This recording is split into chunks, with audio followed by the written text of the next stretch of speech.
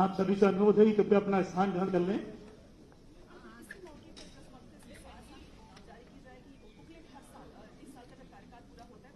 आज के कार्यक्रम में मंच पर उपस्थित परम आदरणीय माननीय मुख्यमंत्री जी, माननीय उप मुख्यमंत्री श्री मौर्य जी, माननीय उप मुख्यमंत्री जी डॉक्टर दिनेश शर्मा जी, माननीय वित्त मंत्री जी, माननीय सदस्य विधान परिषद एवं अध्यक्ष महोदय, यहाँ उपस्थित सम्मानित जनप्रतिनिधिगण, उपस्थित सम्मानीय मीडिया के साथियों व अधिकारीगण, रिफॉर्म, परफॉर्म तथा ट्रांसफॉर्म इस मूल मंत्र के साथ प्रदेश सरकार के सफलतापूर्वक 4 वर्ष पूरे होने के अवसर पर आयोजित प्रेस कॉन्फ्रेंस में मैं माननीय मुख्यमंत्री जी और आप सभी का हार्दिक स्वागत करता हूं और बधाई देता हूं। इस अवधि में प्रदेश सरकार द्वारा विभिन्न क्षेत्रों में अभूतपूर्व एवं उल्लेखनीय विकास कार्य किए गए हैं और विभिन्न परियोजनाओं के कार्य तीव्र गति से प्रगति पर हैं। विकास के लगभग 40 कार्यक्रमों में उत्तर प्रदेश सरकार के विभिन्न विभागों द्वारा देश में प्रथम और उत्कृष्ट स्थान प्राप्त किया गया है। समाज के सभी वर्गों में यह धारणा मजबूत हुई है कि माननीय मुख्यमंत्री जी के नेतृत्व में सरकार ने सभी क्षेत्रों में, चाहे कल्याणकारी योजनाओं का क्रियान्वयन हो, प्रशासनिक क्षेत्रों में पारदर्शिता हो, एक नवीन कार्य संस्कृति के साथ काम किया है। इसके अतिरिक्त समाज के सभी वर्गों को समानता के आधार पर संरक्षण और विकास के समान अवसर प्रदान किए गए हैं। माननीय मुख्यमंत्री जी की दूरदृष्टि और विकास की अवधारणा का ही परिणाम है कि प्रदेश में कोविड-19 पर नियंत्रण का समुचित प्रबंधन करते हुए इस आपदा को भी अवसर में बदल दिया गया है। प्रदेश के कोविड प्रबंधन की राष्ट्रीय स्तर पर ही नहीं बल्कि अंतर्राष्ट्रीय स्तर पर प्रशंसा हुई है। विश्व स्वास्थ्य संगठन ने भी इसकी सराहना की है। कोविड काल में हेल्थ इंफ्रास्ट्रक्चर का भी अभूतपूर्व विकास हुआ है। उच्च कोटि की व्यवस्थाओं के चलते रिकवरी रेट 98% से भी अधिक रही है और टीकाकरण के कार्य में भी उत्तर प्रदेश प्रथम स्थान पर है। सामान्य चिकित्सा सुविधाओं के विकास के लिए भी अभूतपूर्व कार्य किए गए हैं। 35 नए मेडिकल कॉलेजों संस्थानों की स्थापना की जा रही है। आयुष्मान योजना में 1 करोड़ 18 लाख परिवारों के 6.5 करोड़ लोग आच्छादित हैं। मुख्यमंत्री आरोग्य मेला के माध्यम से 56 लाख से अधिक लोगों को मुफ्त स्वास्थ्य परीक्षण और इलाज किया गया है। बेहतर चिकित्सा सुविधाओं के फलस्वरूप इंसेफ्लाइटिस में 75% और मृत्यु दर में 95% तक की कमी आई है। मुझे ये बताने में अत्यंत हर्ष और गर्व है कि राज्य की अर्थव्यवस्था 4 वर्ष में लगभग 2 गुनी और प्रति व्यक्ति आय भी लगभग 2 गुनी हो गई है। औद्योगिक विकास को गति देने और प्रदेश में निवेश को प्रोत्साहित करने के लिए 21 इन्वेस्टर फ्रेंडली नीतियां लागू की गई हैं। इन्वेस्टर समिट में लगभग 4,68,000 करोड़ के एमयू के सापेक्ष 3 लाख करोड़ की योजनाएं प्रारंभ हो चुकी हैं। यह एक अभूतपूर्व कीर्तिमान है। कोरोना कालखंड में भी 56,000 करोड़ के निवेश प्रस्ताव प्राप्त हुए हैं। कोरोना काल में 13 लाख एमएसएमई इकाइयों को 42,000 से भी अधिक करोड़ के ऋण वितरित किए गए हैं।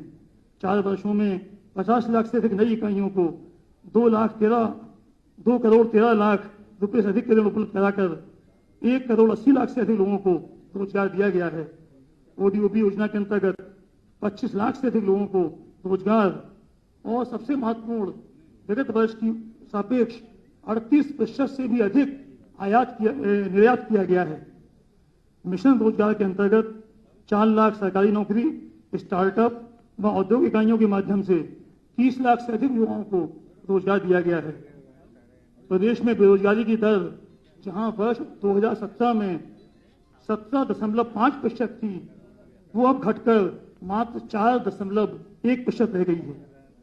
अपराधियों, माफियाओं तथा भ्रष्टाचार के विरुद्ध सरकार ने जीरो टॉलरेंस की नीति अपनाकर कठोरतम कार्रवाई की है। अपराधियों एवं माफियाओं के विरुद्ध कार्रवाई कर 1000 करोड़ से अधिक की संपत्तियां जब्त और ध्वस्त की गई हैं। वर्ष 2016 की तुलना में डकैती, लूट, हत्या, हलवा, अपहरण व बलात्कार की घटनाओं में अभूतपूर्व कमी आई।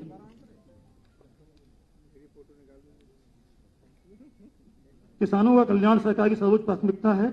उनकी आय में वृद्धि करने हेतु एमएसपी में लगभग 2 गुना वृद्धि की गई है। इस वर्ष लक्ष्य से 1.5 गुना धान की खरीद भी की गई है तथा गन्ना किसानों को भी 1.25 लाख करोड़ से अधिक की धनराशि दी गई है।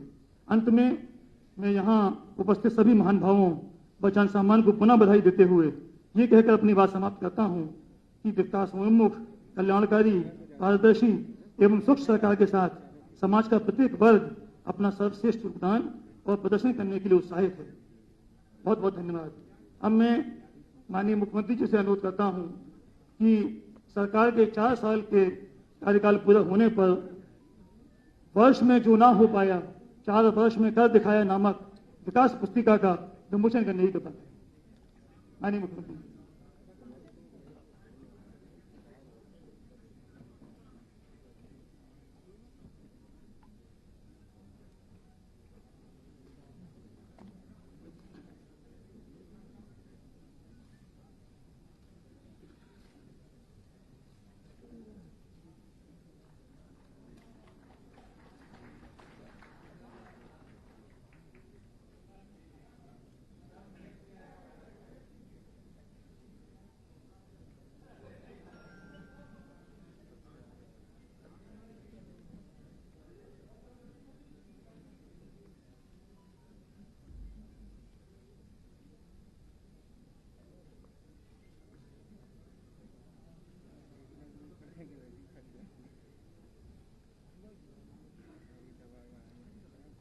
सूचना विभाग द्वारा सरकार के सफलतापूर्वक 4 वर्ष पूर्ण होने के अवसर पर विकास यात्रा की एक फिल्म का भी विमोचन का मैं माननीय मुख्यमंत्री से अनुरोध करता हूं।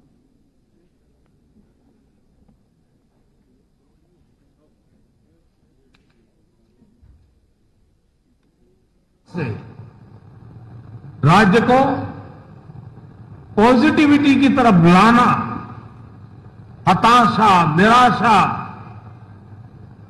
उससे अलग करके उम्मीद की किरण जगाने का काम योगी सरकार ने किया है।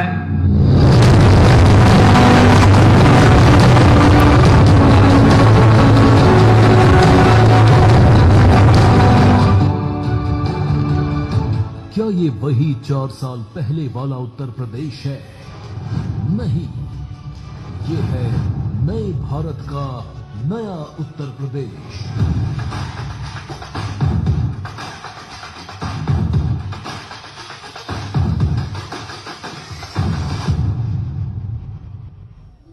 चार साल पहले उत्तर प्रदेश में कानून व्यवस्था ध्वस्त थी, भ्रष्टाचार का बोलबाला था, अर्थव्यवस्था बदहाल थी। तभी बीमारू और बदहाली का दंश झेल रहे उत्तर प्रदेश की बागडोर योगी आदित्यनाथ जी ने संभाली। आदित्यनाथ योगी, जिन्होंने जन सेवा को धर्म मानते हुए लीडरशिप को नए आयाम दिए और हर क्षेत्र में रिफॉर्म, परफॉर्म, ट्रांसफॉर्म की कार्यशैली से नए भारत के नए उत्तर प्रदेश के निर्माण का शंखनाद किया, जिससे आज उत्तर प्रदेश देश की दूसरी सबसे बड़ी अर्थव्यवस्था बन चुका है। प्रति व्यक्ति आय दोगुनी हुई है और बेरोजगारी दर में भारी गिरावट आई है। अपराध और भ्रष्टाचार के खिलाफ जीरो टॉलरेंस की नीति से अपराधियों और माफियाओं पर कड़ी कार्यवाही की। आज नागरिक वर्षों बाद भय मुक्त वातावरण में जीवन जी रहे हैं। हर क्षेत्र में विकास को प्राथमिकता देते हुए आवास, बिजली, पानी, स्वास्थ्य, शौचालय, किसान कल्याण, सिंचाई, महिला कल्याण, शिक्षा, interstate connectivity, metro rail, expressway, सड़कों का चौड़ीकरण एवं सुदृढ़ीकरण, नए एयरपोर्ट सहित भविष्य की जरूरतों को ध्यान में रख इंफ्रास्ट्रक्चर के निर्माण पर जोर दिया। प्रदेश में पहली बार रिकॉर्ड रोजगार के अवसर सृजित हुए। स्वरोजगार और स्टार्टअप के माध्यम से हर हुनर को रोजगार से जोड़ा। साथ ही निष्पक्ष व पारदर्शी प्रक्रिया द्वारा युवाओं को रिकॉर्ड सरकारी नौकरियां दी गई। प्रतियोगी परीक्षाओं की तैयारी के लिए निशुल्क कोचिंग, मुख्यमंत्री अभ्युदय योजना की शुरुआत हुई। औद्योगिक निवेश के लिए नई और आसान नीतियां लागू की गई। निवेश प्रस्तावों के ऑनलाइन निस्तारण की व्यवस्था सहित पूरी प्रक्रिया को निवेश फ्रेंडली बनाया गया। ओडीओपी योजना ने स्थानीय उत्पादों की दुनिया में नई पहचान बनाई, जिससे निर्यात में उछाल आया है। महिलाओं की सुरक्षा व सम्मान के साथ ही उनके उत्थान के लिए व्यापक स्तर पर कार्य किए गए। पहली बार पावर सेक्टर में रिफॉर्म लागू कर पूरे प्रदेश में पावर इंफ्रास्ट्रक्चर मजबूत बनाया और हर घर को रोशन करने में सफलता पाई। प्रदेश के सभी वर्गों, वंचितों को बिना किसी भेदभाव के विकास की मुख्य धारा से जोड़ा, साथ ही गौ संरक्षण की दिशा में कदम बढ़ाए। कोरोना की चुनौती का सफलतापूर्वक सामना करने के लिए रिकॉर्ड प्रबंधन के साथ साथ प्रदेश के हर जिले में आम नागरिकों के लिए बेहतर स्वास्थ्य सुविधाओं का विकास किया गया। वैश्विक महामारी कोरोना में जब दुनिया की बड़ी बड़ी ताकतें पस्त हो गई, तो भी प्रधानमंत्री जी के मार्गदर्शन में उत्तर प्रदेश ने अपनी कार्य क्षमता को देश के सामने प्रस्तुत किया है। योगी सरकार ने पूरे विश्व में उत्तर प्रदेश को निवेशकों की पसंद एवं सांस्कृतिक पर्यटन का केंद्र बनाने के लिए विभिन्न आयोजनों की शुरुआत की। भव्य एवं दिव्य कुंभ, दिव्य दीपोत्सव, देव दीपावली के आयोजनों ने विश्व कीर्तिमान बनाए। पिछले 4 वर्षों में हर क्षेत्र में रिकॉर्ड विकास कार्य हुए और आज राज्य का हर नागरिक ये महसूस कर रहा है कि जो कार्य दशकों में नहीं हो पाए, वो इन 4 वर्षों में हुए हैं। प्रदेश में अब माहौल बदल गया है, सबको समान अवसर मिल रहे हैं और एक प्रोग्रेसिव सोच के साथ उत्तर प्रदेश बीमारू से समर्थ प्रदेश बन रहा है और देश की सबसे बड़ी अर्थव्यवस्था बनने की ओर अग्रसर है। आने वाले वर्षों में उत्तर प्रदेश माननीय प्रधानमंत्री जी के विजन को साकार करते हुए एक भारत श्रेष्ठ भारत के निर्माण में मुख्य भूमिका निभाएगा। उत्तर प्रदेश पूर्वी भारत का ही नहीं बल्कि पूरे देश का ग्रोथ इंजन बन सकता है। काम दमदार योगी सरकार।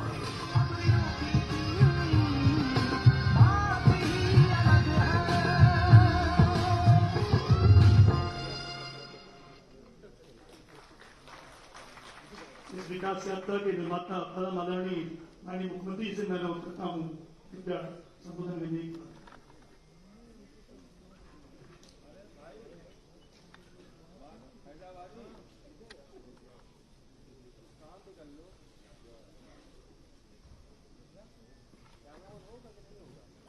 मित्रों, आज की इस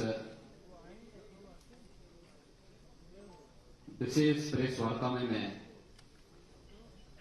अपने सहयोगियों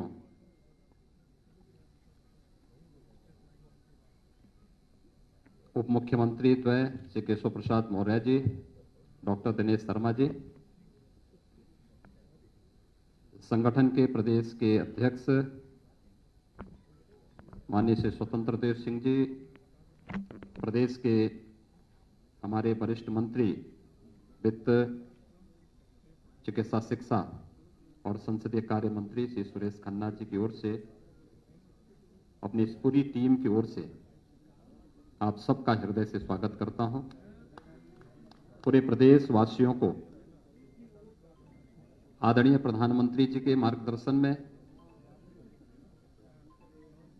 उनके निर्देशन में रिफॉर्म, परफॉर्म और ट्रांसफॉर्म के इस मंत्र का एक मूर्त रूप उत्तर प्रदेश को देने के लिए,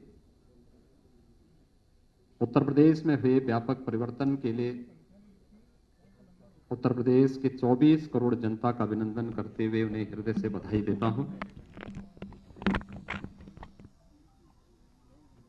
मुझे हार्दिक संतुष्टि की अनुभूति है कि उत्तर प्रदेश में ठीक आज ही के दिन 4 वर्ष पहले भारतीय जनता पार्टी नेतृत्व की सरकार के सामने उत्तर प्रदेश का दायित्व हमारी सरकार ने संभाला था और पिछले 4 वर्षों के दौरान आदरणीय प्रधानमंत्री जी के मार्गदर्शन में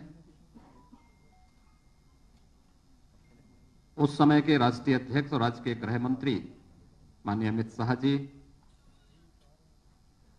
भारतीय जनता पार्टी के केंद्रीय नेतृत्व और प्रदेश संगठन के पदाधिकारियों और मंत्रिमंडल के अपने सभी सहयोगियों की मदद से हम लोगों ने प्रदेश के अंदर जो परिवर्तन किया है, आज मैं विश्वास के साथ कह सकता हूं कि इस परिवर्तन ने उत्तर प्रदेश को एक नई पहचान दी है। आज उत्तर प्रदेश बीमारू राज्य की श्रेणी से उभर करके देश की सबसे बड़ी अर्थव्यवस्था के रूप में उभरा है। जिस उत्तर प्रदेश की आबादी सर्वाधिक थी, लेकिन जब अर्थव्यवस्था की बात आती थी या प्रदेश में निवेश की संभावनाओं की बात आती थी, निवेश अनुकूल वातावरण से जुड़े हुए मुद्दों की बात आती थी, या उत्तर प्रदेश के प्रति व्यक्ति आय की बात आती थी, तो इसमें हम लोग प्रथम 3 स्थानों में कहीं नहीं टिकते थे। यही नहीं, प्रदेश के अंदर बेरोजगारी की दर, आबादी अधिक थी तो बेरोजगारी की दर भी उतनी ही अधिक होगी। लेकिन मुझे बताते हुए प्रसन्नता की अनुभूति है कि आज उत्तर प्रदेश निवेश अनुकूल वातावरण बनाने में पूरी तरह सफल रहा।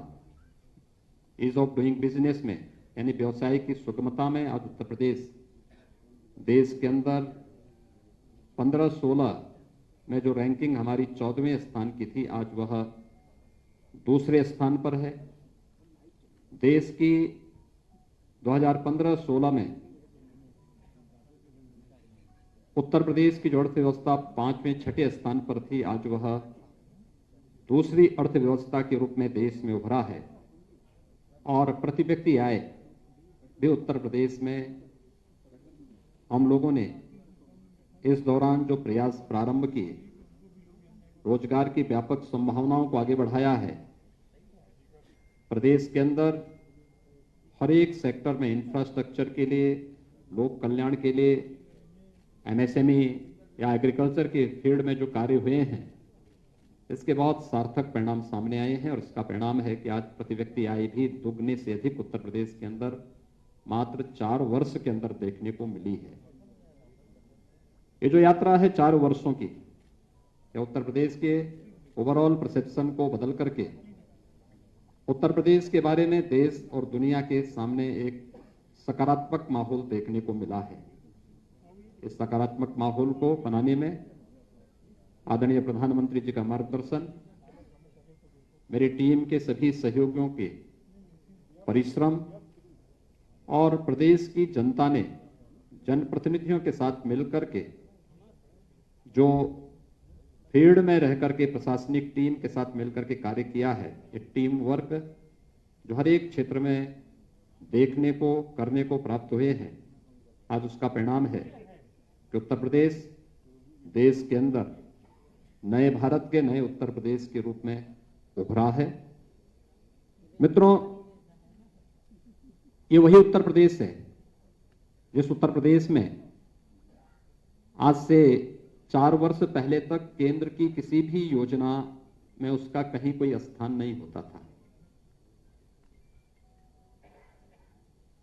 ये सभी योजनाएं आम नागरिक के जीवन में व्यापक परिवर्तन का कारक बनी है।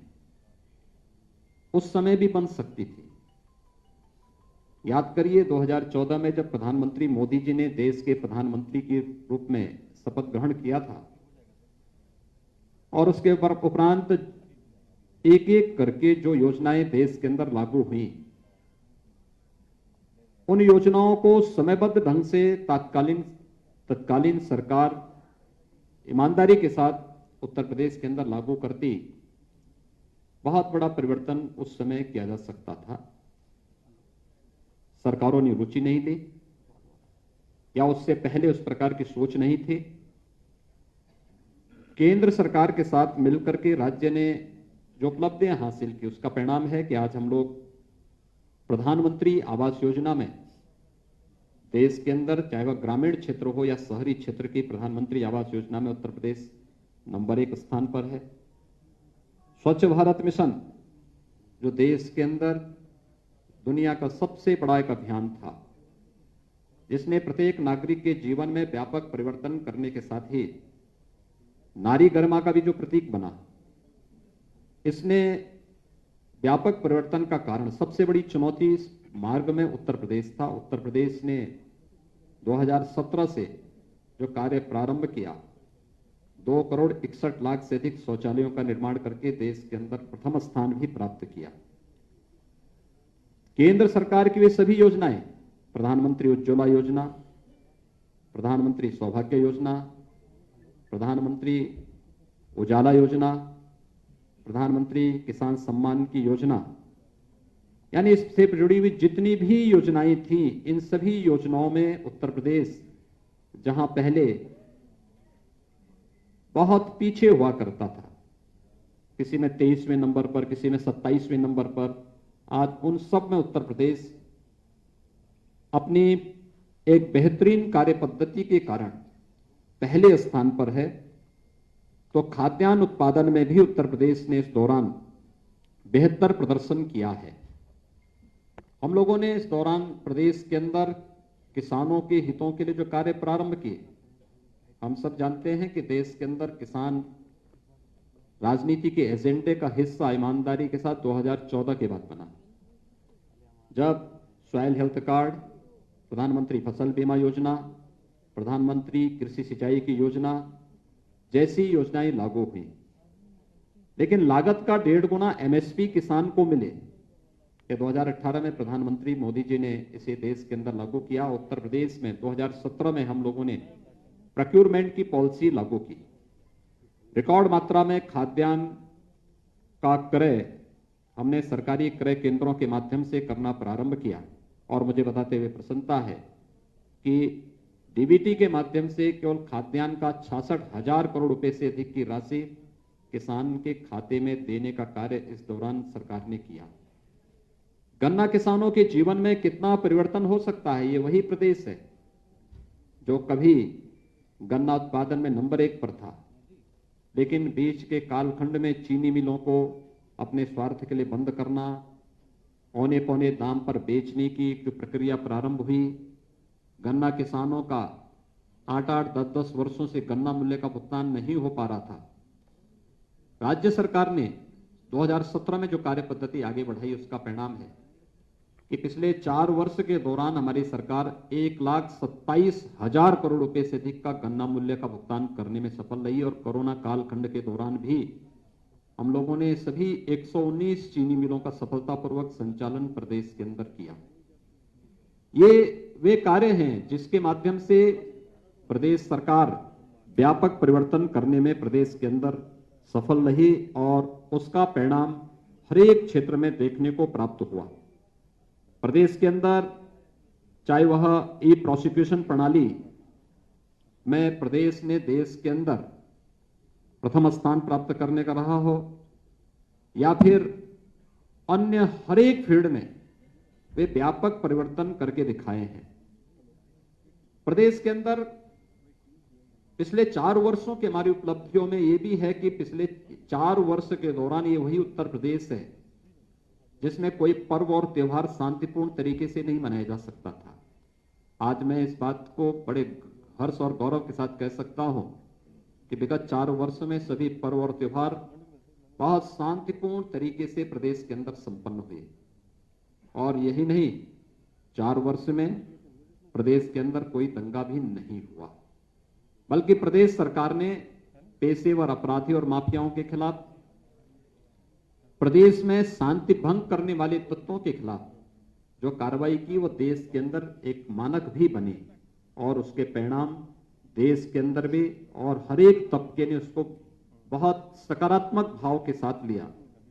और आज उसका परिणाम है कि प्रदेश के बारे में लोगों के मन में एक धारणा बदली आज प्रदेश व्यापक निवेश की उन संभावना का एक सबसे अच्छे गंतव्य के रूप में बना है, जहां पर पहले कोई आना नहीं चाहता था, असुरक्षा का भाव था, दंगों के कारण संपत्ति की क्षति का भय होता था।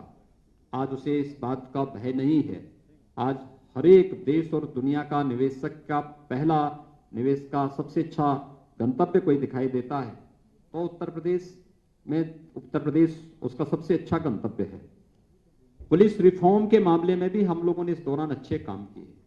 वर्षों से जो मांग होती थी पुलिस कमिश्नरी सिस्टम की, वह हम लोग प्रदेश के अंदर लागू करने में सफल हुए।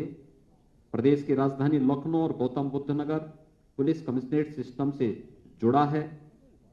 पुलिस के अंदर रिफॉर्म की अन्य जो प्रक्रिया होनी थी या वहां पर पुलिस कर्मियों के लिए बुनियादी सुविधाओं के लिए, चाहे वह पुलिस लाइन में पुलिस बैरक की स्थापना या पीएसी के जर्जर आवासों के स्थान पर उनको अच्छे आवासीय बैरक के निर्माण की कार्रवाई हो, पुलिस थानों में बुनियादी सुविधाओं की आवश्यकता का हो, ये कार्य सफलतापूर्वक संपन्न किए गए। हर एक थाने में 1535 थाने, 350 तहसीलों में महिला हेल्प डेस्क की स्थापना करने के साथ ही प्रदेश के अंदर यह भी प्रयास प्रारंभ किए गए कि जो जर्जर थाने थे वहां पे नए भवनों का निर्माण हो, जिनका क्षेत्रफल ज्यादा था। इस दौरान हम लोगों ने कुछ नए थानों की स्थापना भी प्रदेश के अंदर 59 नए थाने, 29 नई चौकियां, 4 नए महिला थाना, आर्थिक अपराध शाखा के 4 थाने, विजिलेंस के 10 थाने, साइबर क्राइम के 16 थाने और फायर टेंडर के 59 यानी 59 नए केंद्रों की स्थापना भी प्रदेश के अंदर इस दौरान करने में हमें सफलता प्राप्त हुई। अपराध की प्रकृति बदलने के साथ ही प्रदेश के अंदर उस दिशा में नए प्रयास भी प्रारंभ हुए। खासतौर पर 18 जो हमारे रेंज हैं, इन सभी 18 रेंज में नई विधि विज्ञान प्रयोगशालाओं की स्थापना की कार्रवाई को भी प्रदेश सरकार ने तेजी के साथ आगे बढ़ाने का कार्य किया और जो एक प्रदेश के अंदर जीरो टॉलरेंस की नीति अपराध और अपराधियों के प्रति प्रदेश सरकार की रही है, उसका परिणाम रहा है कि 16-17 की तुलना में अगर हम प्रदेश के अंदर कानून व्यवस्था से उसकी तुलना करें या सुरक्षा के मामले में देखें तो डकैती में 65.72%, लूट में 66.15%, हत्या में 19.80%, बलवा में 40.20%, बलात्कार की घटनाओं में 45.43% की कमी भी देखने को मिली है। प्रदेश ने इस दौरान तमाम अन्य कार्यक्रम महिला सुरक्षा के बारे में जो मैंने पहले महिला हेल्प डेस्क की बात की, इसके अलावा 18 जो हमारे पुलिस परिक्षेत्रीय कार्यालय हैं वहां पर महिला साइबर क्राइम सेल की स्थापना, 18 परिक्षेत्र जनपदों में थाने के समकक्ष एक महिला पुलिस चौकी परामर्श केंद्रों की स्थापना भी इस दौरान यहां पर संपन्न की गई। प्रदेश के अंदर कृषि विज्ञान केंद्र, किसानों को आधुनिक तकनीक के साथ जोड़ने के लिए 20 नए कृषि विज्ञान केंद्रों की स्थापना प्रदेश के अंदर इस दौरान स्थापित की गई। प्रधानमंत्री कृषि सिंचाई योजना के माध्यम से प्रदेश के अंदर वर्षों से लंबित यानी दशकों से लंबित जो कृषि की सिंचाई की परियोजनाएं थी, बाण सागर की परियोजना 4.5 दशक से लंबित पड़ी हुई थी। सरकार आने के बाद इस प्रकार की इन सभी परियोजनाओं को पूरा किया गया। 11 सिंचाई की परियोजनाएं अब तक प्रदेश के अंदर जो दशकों से वर्षों से लंबित पड़ी हुई थी उन्हें पूरा करने में हमें सफलता प्राप्त हुई, जिसके कारण प्रदेश के अंदर 2.21 लाख हेक्टेयर अतिरिक्त सिंचाई की सुविधा उपलब्ध हुई और 2,35,000 से अधिक किसान इससे लाभान्वित हुए। इस वर्ष के अंत तक हम लोग लगभग 9 अन्य सिंचाई की परियोजनाओं को पूरा करने के लक्ष्य के साथ कार्य कर रहे हैं, जो प्रदेश के अंदर लगभग 16.5 लाख हेक्टेयर भूमि को अतिरिक्त सिंचन की सुविधा जिसके माध्यम से प्राप्त होने जा रही है और इसके माध्यम से 40,48,000 से अधिक किसान परिवार सीधे सीधे लाभान्वित होने जा रहे हैं। प्रदेश के अंदर किसानों के हितों के लिए इस दौरान अन्य अनेक कदम उठाए गए, खासतौर पर जहां पर उन्हें लाइसेंस फ्री व्यवस्था देने की आवश्यकता थी। खांडसारी उद्योग में लाइसेंस की स्वीकृति की प्रक्रिया को सरलीकरण करने और उसे निःशुल्क लाइसेंस उपलब्ध कराने की कार्रवाई की। 267 नए ऐसे लाइसेंस इस दौरान उपलब्ध करवाए गए। 220 नई जो मंडी स्थल निर्मित करने के कार्य हुए। 27 मंडियों के आधुनिकीकरण की कार्रवाई इस दौरान हुई।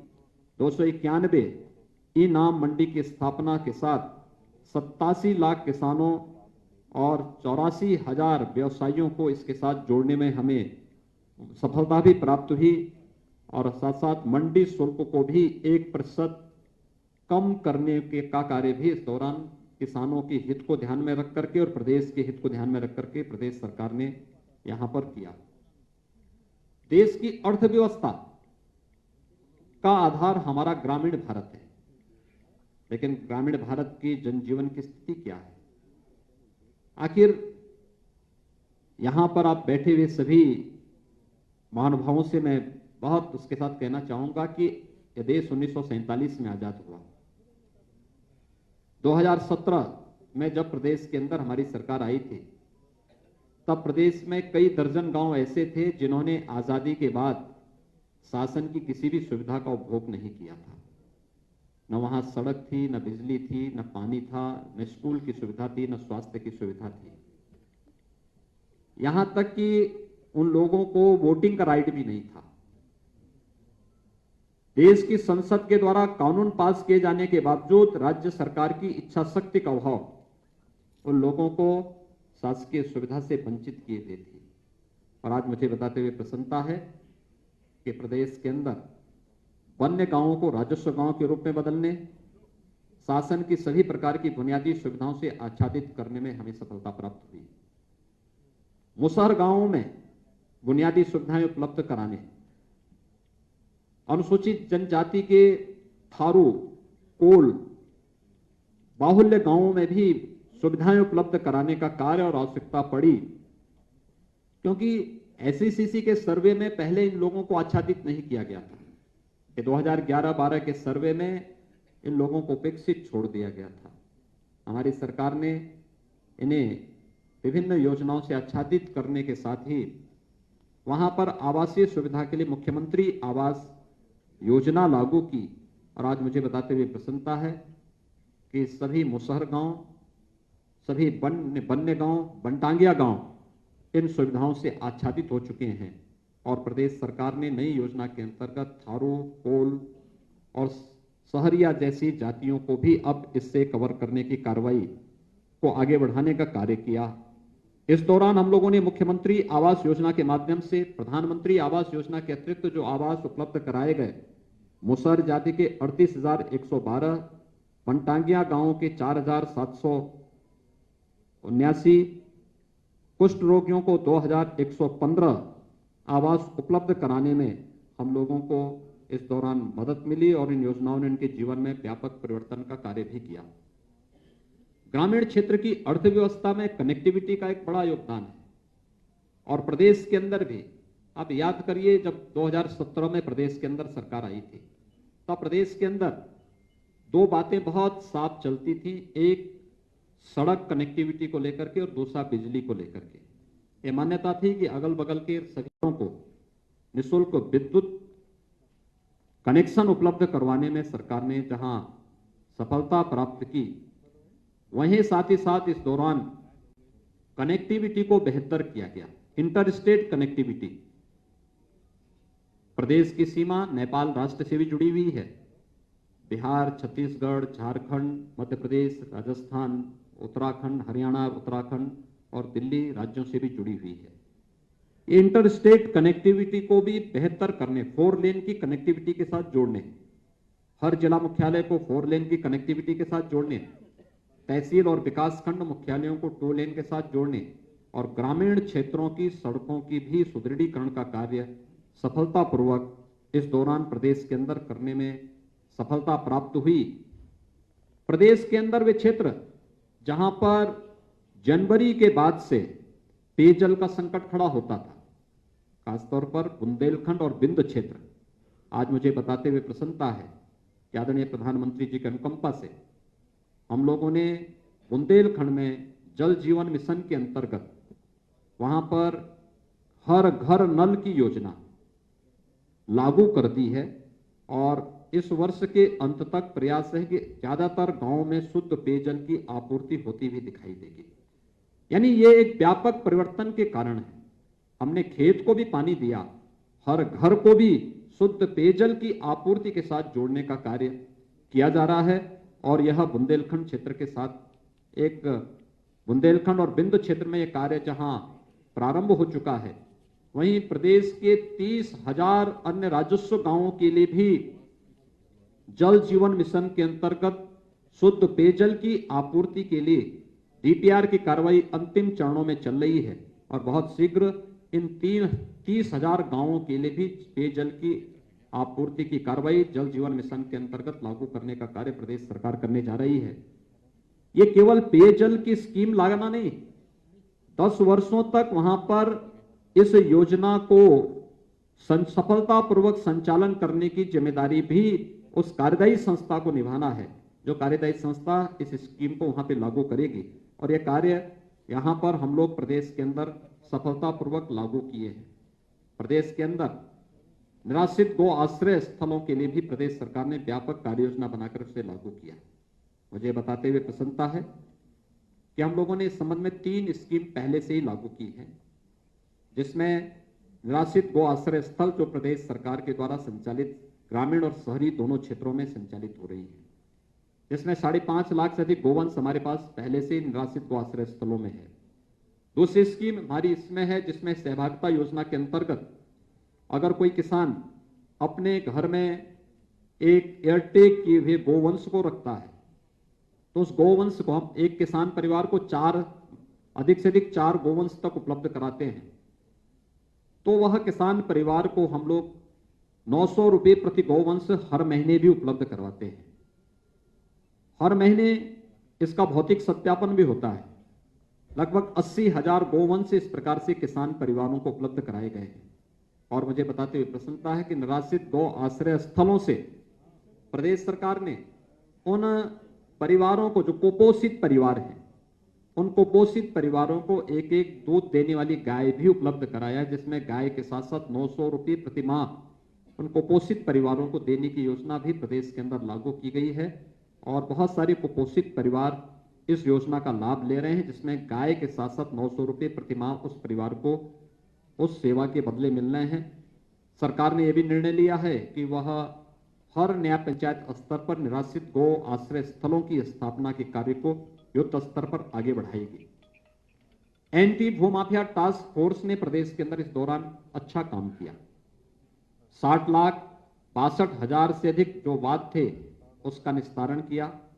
54,000 हेक्टेयर से अधिक लैंड को भूमाफियाओं के कब्जे से मुक्त कराने में हमें सफलता प्राप्त हुई और ये भूमाफियाओं के कब्जे से छुड़ाई गई भूमि, ये हमारे लिए प्रदेश के अंदर निवेश के लिए एक लैंड बैंक का भी काम की। लेकिन साथ साथ यह उन गरीब परिवारों को जिनके पास अभी तक अपना आवास बनाने के लिए कोई भूमि नहीं थी, उन्हें भूमि का पट्टा वहां पर उपलब्ध कराने में भी हमें मदद मिली। प्रधानमंत्री जी की प्रधानमंत्री स्वामित्व योजना के माध्यम से प्रदेश के अंदर 2 लाख से अधिक भू स्वामियों को उनकी जिस जमीन पर उनका मकान है उसका स्वामित्व के कागजात भी उन्हें उपलब्ध कराने में सफलता प्राप्त हुई। तो वरासत अभियान के माध्यम से भी 8,87,000 से अधिक ऐसे प्रकरण थे जिसके माध्यम से हम लोगों ने प्रदेश के अंदर सफलता प्राप्त की और सफलतापूर्वक इन सभी समस्याओं का समाधान करने में भी प्रदेश सरकार को सफलता प्राप्त हुई। मित्रों, ये वही प्रदेश है जहां पर कोई निवेशक निवेश नहीं करना चाहता था और मुझे बताते हुए प्रसन्नता है कि पिछले 4 वर्ष के दौरान प्रदेश के अंदर 3 लाख करोड़ रुपए से अधिक का निवेश प्रदेश के अंदर हुआ। 35 लाख से अधिक प्रदेश के युवाओं को सीधे सीधे इससे नौकरी वहां पर उपलब्ध हुई। ये प्रदेश के अंदर निवेश कि उन संभावनाओं को आगे बढ़ाता दिखाता है जो प्रदेश ने 2017 प्रदेश में सरकार आने के तत्काल बाद हम लोगों ने 21 अपनी सेक्टोरियल पॉलिसीज के माध्यम से जो कार्य प्रारंभ किए थे।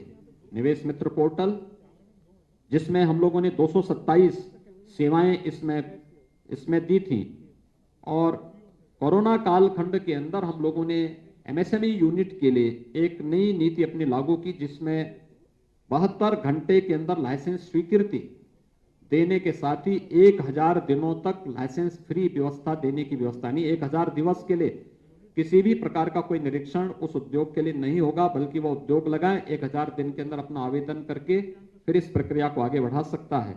और यह परिणाम रहा है कि आज प्रदेश के अंदर व्यापक पैमाने पर निवेश भी हुआ है, रोजगार की संभावनाएं भी आगे बढ़ी हैं, और खासतौर पर कोरोना कालखंड के अंदर जो चीजें देखने को मिली हैं, खास इस दौरान लगभग 56,000 करोड़ रुपए से अधिक का निवेश प्रदेश के अंदर हुआ है, जिसमें देश का पहला डिस्प्ले यूनिट उत्तर प्रदेश के अंदर लग रहा है।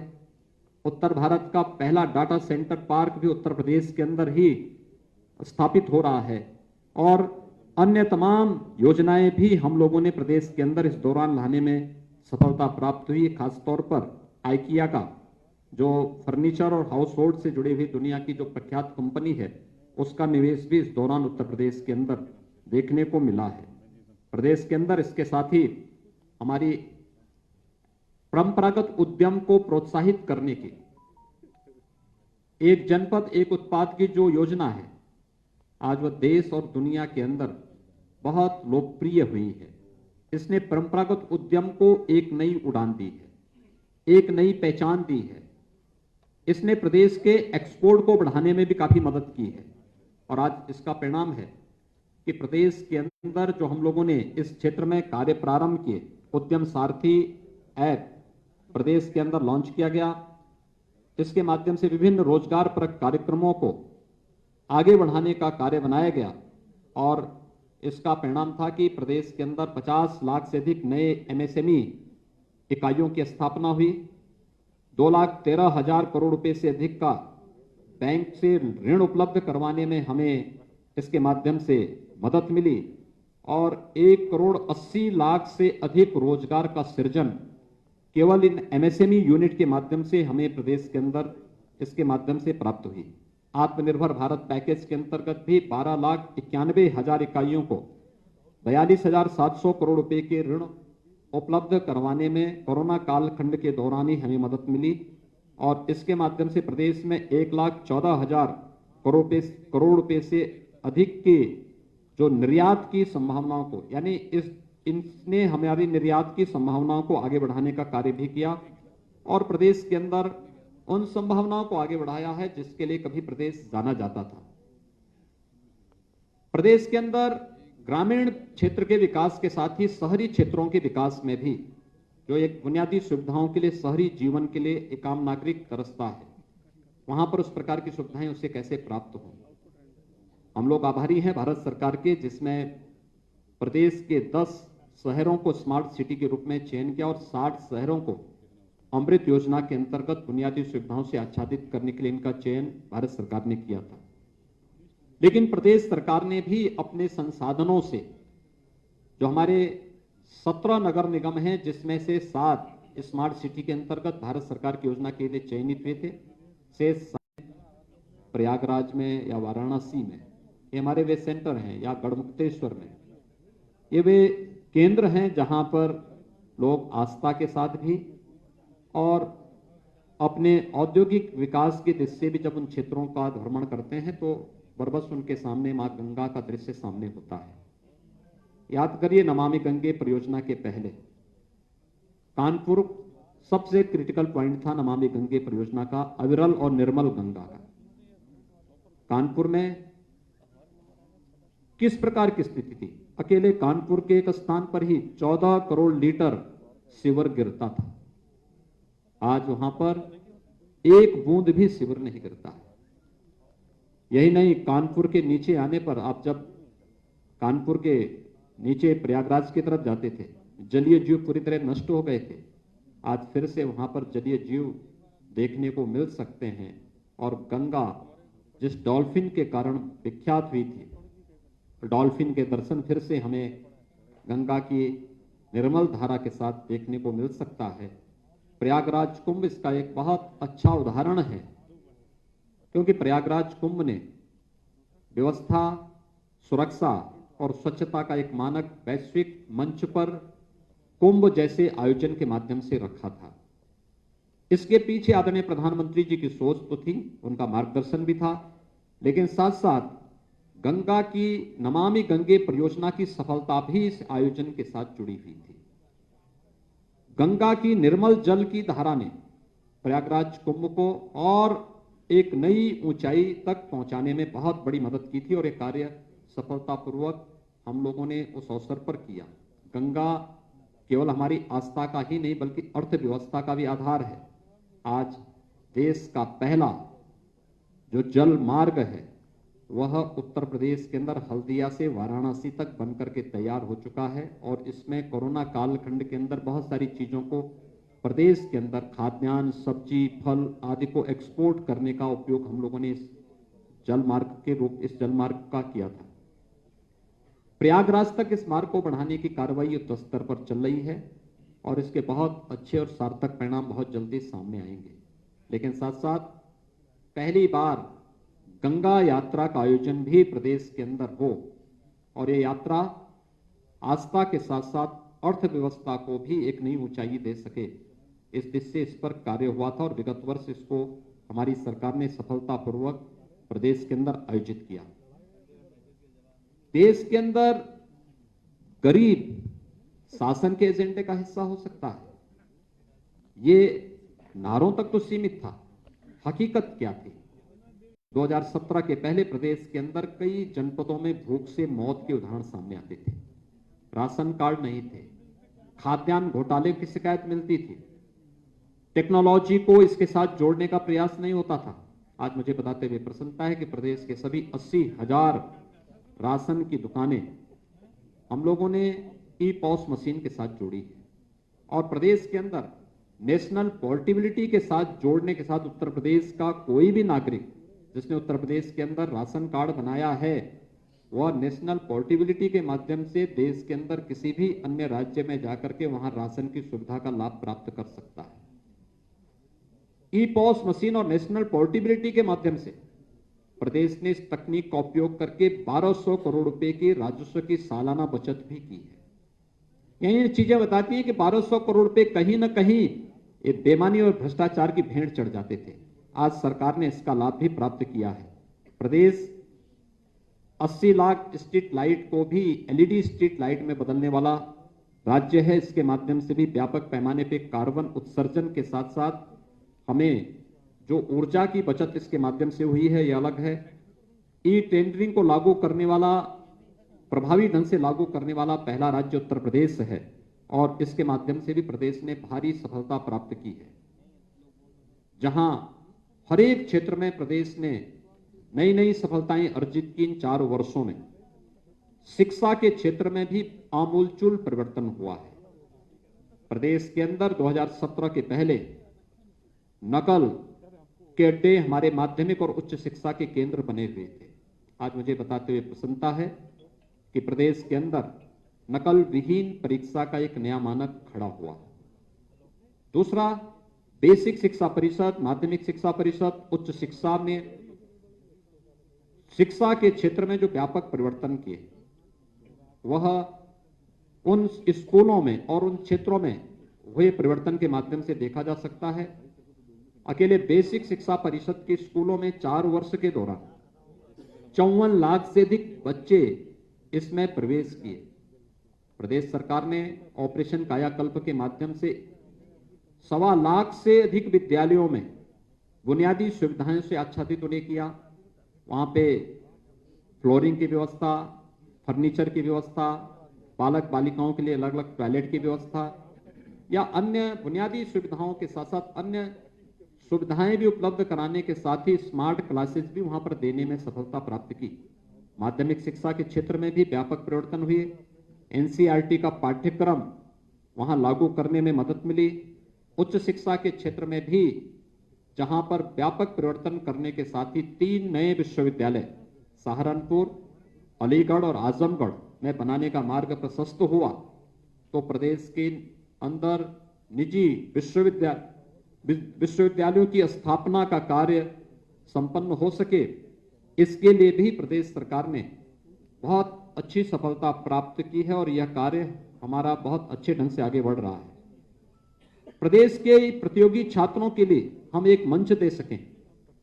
प्रदेश सरकार ने हमने कोरोना कालखंड के अंदर देखा था, बहुत सारे बच्चे हमारे ऐसे थे जो राज्य के बाहर प्रतियोगी परीक्षाओं की तैयारी करने के लिए गए थे।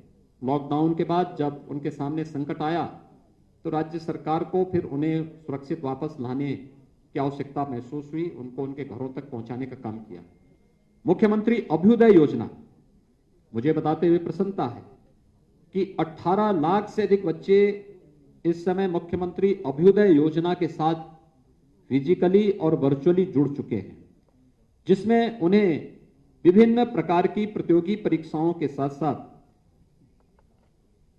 उन्हें जुड़ने का, उसकी तैयारी करने के लिए एक अच्छा मंच उन्हें उपलब्ध हुआ है और वह उसके माध्यम से आगे अपने उज्जवल भविष्य के साथ जुड़ सकते हैं और एक कार्य आगे बढ़ा है। इस दौरान प्रदेश सरकार ने पिछले 4 वर्ष के अंदर श्रद्धेय अटल बिहारी वाजपेयी जी के नाम पर चिकित्सा विश्वविद्यालय की स्थापना लखनऊ में, मेरठ में स्पोर्ट्स विश्वविद्यालय, प्रयागराज में विधि विश्वविद्यालय और गोरखपुर में आयुष विश्वविद्यालय की स्थापना की कार्रवाई को भी आगे बढ़ाया है। प्रदेश के अंदर एक फॉरेंसिक इंस्टीट्यूट की स्थापना का कार्य लखनऊ में हम लोगों ने आगे बढ़ाया है। 51 नए राजकीय महाविद्यालयों, 24 राजकीय पॉलिटेक्निक, 4 राजकीय इंजीनियरिंग कॉलेजेस और लगभग 260 ITI की स्थापना के कार्य को भी प्रदेश सरकार ने प्राथमिकता के आधार पर इस दौरान आगे बढ़ाने का कार्य किया। तो श्रमिकों के बच्चों के लिए, जो रजिस्टर्ड श्रमिक हैं, उनके लिए 18 अटल आवासीय विद्यालय हर एक कमिश्नरी मुख्यालयों में स्थापित हो सके, जहां पर, क्योंकि रजिस्टर्ड श्रमिक अलग अलग समय में अलग अलग जगह काम करते हैं और उससे सबसे ज्यादा सफर उनके बच्चे करते थे। राज्य सरकार ने उनके व्यवस्थित अच्छी शिक्षा के लिए 18 कमिश्नरी मुख्यालयों में 18 अटल आवासीय विद्यालयों के माध्यम से उनकी शिक्षा दीक्षा की पूरी व्यवस्था और उत्तम शिक्षा की व्यवस्था उनके लिए करने के लिए व्यवस्था लागू की है। मित्रों, स्वास्थ्य क्षेत्र में जो कार्य हुए हैं, कोरोना प्रबंधन का कार्य आप सबके सामने है। जो उत्तर प्रदेश हेल्थ इंफ्रास्ट्रक्चर में सबसे कमजोर माना जाता था, देश के अंदर सबसे बड़ी आबादी के बावजूद कोरोना के 1 वर्ष के इस कालखंड के दौरान आप सबने इस बात को महसूस किया होगा कि उत्तर प्रदेश का प्रबंधन बेहतरीन रहा है। इसकी प्रशंसा वैश्विक संगठन, विश्व स्वास्थ्य संगठन ने भी इसकी प्रशंसा की। कोरोना प्रबंधन में हम लोग सफल रहे क्योंकि आदरणीय प्रधानमंत्री जी का मार्गदर्शन इस दिशा में प्राप्त होता था। लेकिन 4 वर्ष पहले जो नींव हम लोगों ने प्रदेश के अंदर रखी, मुझे आश्चर्य होता है, 1947 से 2016-17 तक प्रदेश के अंदर केवल 12 गवर्नमेंट मेडिकल कॉलेज बन पाए थे और 2016-17 से 2020-21 के बीच में वर्तमान में प्रदेश 30 नए मेडिकल कॉलेज की स्थापना प्रदेश के अंदर वर्तमान में हो रही है। आज मुझे बताते हुए प्रसन्नता है कि प्रदेश सरकार ने अंतर विभागीय समन्वय के माध्यम से इंसेफ्लाइटिस में बीमारी पे 75% और मौत के आंकड़ों में 95% नियंत्रण प्राप्त करने में सफलता प्राप्त की। स्वास्थ्य के प्रति व्यापक जागरूकता के लिए हर रविवार को प्रदेश के अंदर हर प्राथमिक स्वास्थ्य केंद्र में मुख्यमंत्री आरोग्य मेलों का आयोजन हो रहा है, जिसमें लाखों की संख्या में प्रदेशवासी उससे लाभ ले रहे हैं। न केवल स्वास्थ्य की सुविधा का, बल्कि केंद्र और प्रदेश सरकार की स्वास्थ्य संबंधी विभिन्न प्रकार की योजनाओं, पोषण से जुड़ी हुई योजनाओं का लाभ भी इसके माध्यम से लेने में सफलता प्राप्त हो रही है। आयुष्मान भारत योजना, मुख्यमंत्री जन आरोग्य योजना के दायरे को बढ़ाने का भी निर्णय प्रदेश सरकार ने किया है। हर किसान परिवार को, हर संगठित और असंगठित क्षेत्र के मजदूरों को भी इस योजना से आच्छादित करने की कार्रवाई प्रदेश के अंदर बेहतरीन तरीके से आगे बढ़ाने का कार्य हुआ है। मित्रों, प्रदेश के अंदर इंफ्रास्ट्रक्चर, उत्तर प्रदेश 1947 से 2016 तक केवल 2 एक्सप्रेसवे बना पाया था और 4 वर्ष के दौरान प्रदेश सरकार 5 नए एक्सप्रेसवे के साथ आज कनेक्टिविटी के लिए बेहतरीन मंच उपलब्ध करा रहा है। 2017 तक प्रदेश के अंदर एयर कनेक्टिविटी 2 हमारे एयरपोर्ट कनेक्टेड थे, एक लखनऊ का, दूसरा वाराणसी का। आज मुझे बताते हुए प्रसन्नता है, प्रयागराज, गोरखपुर, कानपुर, आगरा, बरेली, हिंडन, ये सभी एयरपोर्ट वायु सेवा के साथ जुड़ चुके हैं। इसके साथ ही 3 नए इंटरनेशनल एयरपोर्ट की स्थापना का कार्य प्रदेश के अंदर चल रहा है। कुशीनगर में इंटरनेशनल एयरपोर्ट का कार्य अंतिम यानी पूरा, लगभग पूरा हो चुका है। बहुत शीघ्र वहां पर अंतर्राष्ट्रीय विमान सेवाएं प्रारंभ होंगी। जेवर, गौतम बुद्ध नगर में एशिया का सबसे बड़ा एयरपोर्ट राज्य सरकार बनाने जा रही है और अयोध्या में भी एयरपोर्ट के निर्माण की कार्रवाई युद्ध स्तर पर चल रही है। लेकिन इसके साथ ही 17 नए एयरपोर्ट के निर्माण की कार्रवाई प्रदेश सरकार अलग अलग स्थानों पर कर रही है, जिसमें प्रदेश के अंदर सहारनपुर है, मेरठ, अलीगढ़, मुरादाबाद, आजमगढ़, श्रावस्ती, चित्रकूट, सोनभद्र, यानी ये सभी क्षेत्र हैं जहां के बारे में कोई सोचता नहीं था। वहां भी हम इन सभी, आपके ललितपुर, ये सभी क्षेत्रों में बेहतरीन वायु सेवा की सुविधा उपलब्ध कराने का कार्य किया जा रहा है। 2017 के पहले तक प्रदेश में एक भी शहर हमारा मेट्रो से नहीं जुड़ा था। आज मुझे बताते हुए प्रसन्नता है कि प्रदेश के अंदर राजधानी लखनऊ, गाजियाबाद, नोएडा, ग्रेटर नोएडा ये मेट्रो की सुविधा से आच्छादित है। कानपुर और आगरा में मेट्रो का कार्य युद्ध स्तर पर चल रहा है और इस वर्ष के अंत तक वहां पे प्रथम चरण का कार्य, फेज फर्स्ट का कार्य संपन्न हो जाएगा। ये कार्य प्रदेश के अंदर तेजी के साथ चल रहे हैं। पूर्वांचल एक्सप्रेसवे और बुंदेलखंड एक्सप्रेसवे इसी वर्ष हम लोग जनता को समर्पित करेंगे। यहाँ पे सामान्य वायु, वहां पर सेवाएं हम लोग, सुविधाएं उपलब्ध करवाएंगे। गंगा एक्सप्रेसवे का कार्य, भूमि अधिग्रहण की कार्रवाई अंतिम चरणों में चल रही है और बहुत तेजी के साथ इस पे कार्य चल रहा है। प्रदेश के अंदर बेहतरीन कनेक्टिविटी के लिए भी जो कार्य अलग अलग सेक्टर में हुए हैं, ये आप सबके सामने हैं और इन सभी सुविधाओं का लाभ प्रदेश के अंदर लिया जा रहा है। महिला कल्याण के लिए प्रदेश सरकार ने विशेष अभियान प्रारंभ किया, खासतौर पर मिशन शक्ति का हमारा अभियान, जिसमें हम लोगों ने हर थाना में महिला हेल्प डेस्क की स्थापना की, हर एक तहसील में भी महिला हेल्प डेस्क की स्थापना इस दौरान की गई। बालिका के जन्म लेने से लेकर के और उसके बालिक होने तक शासन की अलग अलग योजनाओं से इसे आच्छादित करने की कार्रवाई संपन्न की गई। मुख्यमंत्री कन्या सुमंगला की योजना, जिसमें 6 अलग अलग चरणों में 15,000 रुपए का एक पैकेज एक बालिका को उपलब्ध कराने की व्यवस्था हो। मुख्यमंत्री सामूहिक विवाह की योजना, अब तक 1,52,000 से अधिक बालिकाओं का, जिसमें राज्य सरकार के द्वारा 51,000 रुपए की सहायता उन परिवारों को उपलब्ध कराई जाती है, यह सुविधा उपलब्ध कराई गई। 6,94,000 बालिकाओं को अब तक कन्या सुमंगला योजना के माध्यम से लाभान्वित किया गया।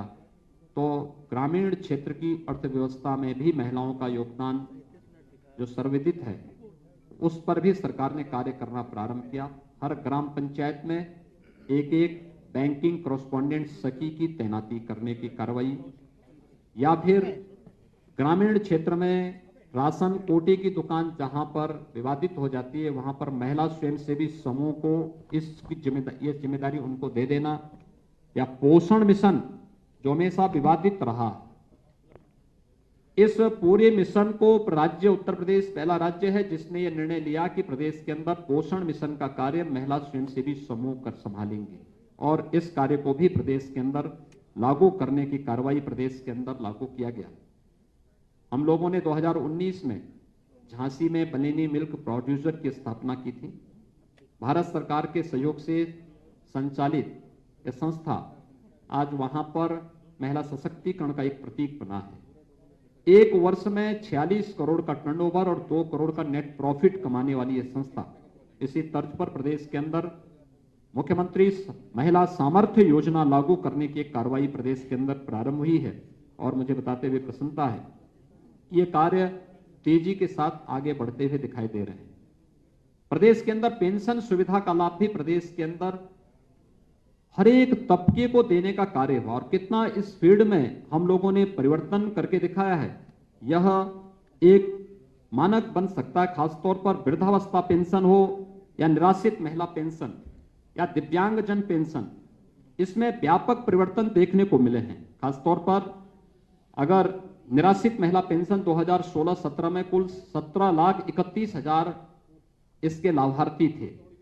आज मुझे बताते हुए प्रसन्नता है कि प्रदेश के अंदर इस समय 27,95,000 इसके लाभार्थी वर्तमान में केवल निराश्रित महिला पेंशन के माध्यम से लाभान्वित हो रहे हैं। वृद्धावस्था पेंशन 2016-17 में कुल 37 लाख लोगों को इस सुविधा मिलती थी। आज 2021 में ये 52 लाख वृद्धजनों को ये पेंशन की सुविधा का लाभ हम उपलब्ध करा रहे हैं। दिव्यांगजन पेंशन 2016-17 में केवल 8,75,000 दिव्यांगजनों को ये सुविधा मिलती थी। आज 2021 में हम 11,20,000 से अधिक दिव्यांगजनों को इस सुविधा का लाभ दे रहे हैं। इसमें राशि भी बढ़ाई गई। दिव्यांगजन में 300 से 500 रुपए राशि की गई, वृद्धावस्था पेंशन में 400 से 500 रुपए राशि की गई और इसके साथ ही प्रदेश के अंदर स्कॉलरशिप 2016-17 में केवल 50 लाख बच्चों को स्कॉलरशिप, अनुसूचित जाति जनजाति और ओबीसी के 50 लाख बच्चों को इस सुविधा मिल पाती थी। आज 65 लाख बच्चों को इस सुविधा से लाभान्वित करने का कार्य प्रदेश के अंदर किया जा रहा है। ये पेंशन के साथ ही प्रदेश के अंदर पर्यटन और संस्कृति के क्षेत्र में भी बहुत बड़े कार्य प्रदेश के अंदर हुए हैं। 2016-17 में प्रदेश पर्यटन की दृष्टि से तीसरे नंबर पर था देश के अंदर।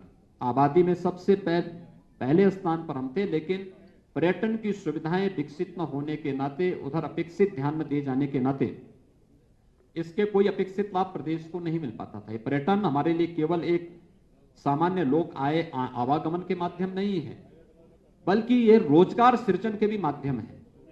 प्रयागराज कुंभ ने उसका एक बहुत बड़ा आधार प्रस्तुत किया और आज मुझे बताते हुए प्रसन्नता है, उत्तर प्रदेश धार्मिक पर्यटन में देश में नंबर 1 पर फिर से आ चुका है।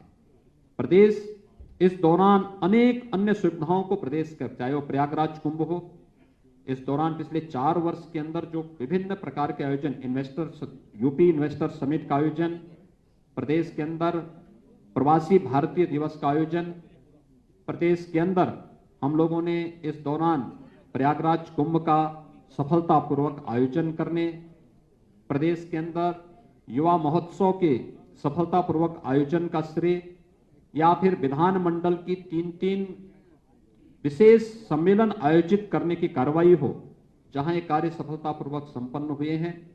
कोरोना काल खंड के अंदर अयोध्या में मर्यादा पुरुषोत्तम भगवान श्री राम के भव्य मंदिर के कार्य को आदरणीय प्रधानमंत्री जी के कर कमलों से शुभारंभ होना, यह भी प्रदेश के लिए एक बहुत बड़ी उपलब्धि रही है कि वर्ष काशी का देव दीपावली का कार्यक्रम हो या फिर प्रदेश के अंदर तमाम उन स्थलों में, चाहे वह हेरिटेज टूरिज्म का हो या इको टूरिज्म की संभावनाओं को आगे बढ़ाने का है, ये सभी बहुत सारे क्षेत्रों में कार्यक्रम हो रहे हैं। हम लोगों ने प्रदेश के अंदर 4 फरवरी से चौरी चौरा महोत्सव के आयोजन को आगे बढ़ाया है और इस वर्ष में देश की आजादी का अमृत महोत्सव भी प्रारंभ हो रहा है। ये प्रारंभ आदरणीय प्रधानमंत्री जी के कर कमलों से 11 मार्च को इसका शुभारंभ हो चुका है और ये कार्यक्रम हमारे निरंतर आगे बढ़ते हुए दिखाई दे रहे हैं और इन कार्यक्रमों के माध्यम से देश के उन सभी अमर शहीदों के प्रति, जिन्होंने देश की आजादी के लिए अपना सर्वस्व न्यौछावर किया था, उन सभी के प्रति हमारी विनम्र श्रद्धांजलि उन सभी के प्रति है। तो देश की आजादी के बाद देश की सीमाओं पर भारत की रक्षा करते हुए अपने आप को बलिदान करने वाले भारत के बहादुर जवानों के प्रति भी देश का नमन है और इसमें उत्तर प्रदेश सरकार पूरी प्रतिबद्धता के साथ कार्य कर रही है।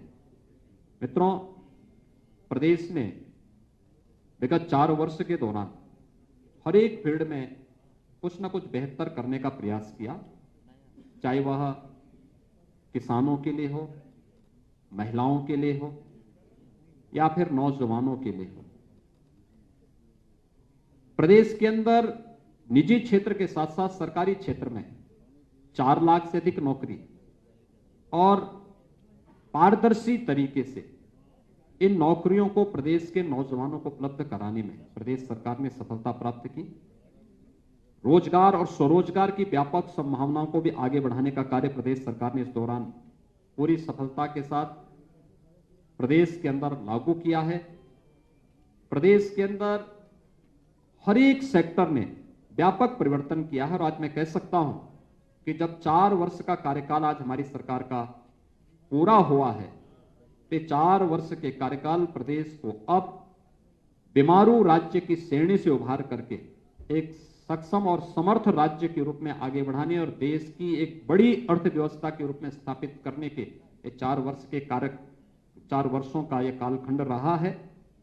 मुझे प्रसन्नता है कि 4 वर्ष के दौरान प्रदेश सरकार की सभी प्रकार की योजनाओं को आम जन तक पहुंचाने में आप सभी मित्रों ने जो सकारात्मक सहयोग किया है वह न केवल 4 वर्ष के दौरान हर एक योजना को, इसमें सरकार की अपनी भूमिका होती है, प्रशासन की अपनी सीमाएं होती हैं, संगठन के कार्यकर्ता उन्हें उन लोगों तक पहुंचाने का प्रयास करते हैं, लेकिन वही बातें जब मीडिया के माध्यम से आम जन तक पहुंचती हैं तो हर पक्ष उसका अवलोकन करता हुआ दिखाई देता है।